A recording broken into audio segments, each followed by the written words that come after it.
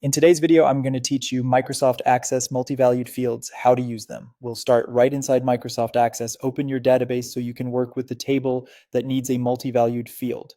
This feature lets a single field hold more than one choice, which is handy for tags, skills, or categories you want to select in combination. Open the table in Design View so you can change its structure. In the navigation pane, locate your table and switch to Design View to see the list of fields with their data types and properties. This is where you'll define how the field looks and behaves. Next, select the field you want to turn into a multi-valued lookup.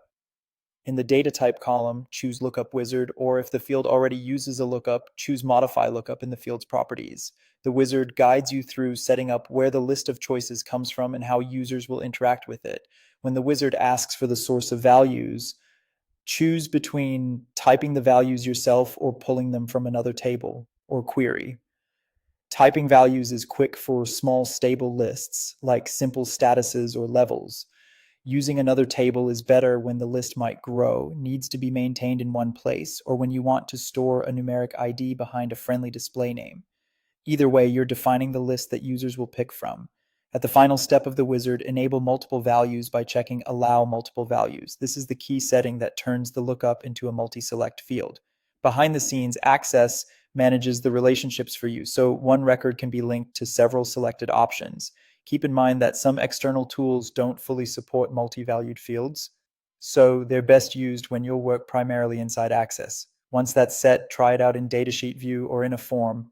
Click into the field and you'll see a checklist. You can check multiple items, and Access will display your selections separated by commas. To change them, open the list again and uncheck or check as needed. It's an intuitive way to capture several related values without creating a separate interface. When it's time to filter or report on these selections, target the stored value, not just the display text.